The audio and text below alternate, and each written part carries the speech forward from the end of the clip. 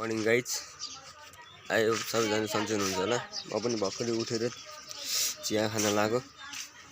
अनि आज चाहिँ एउटा भिडियो बनाऊँ भनेर बिहान बिहान उठेको हैन।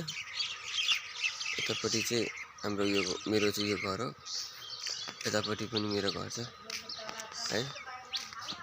यो पनि घर हो मेरो। केही छैन, भर्खरै उठेर मुख सुख धोएर चिया खान लाग्यो।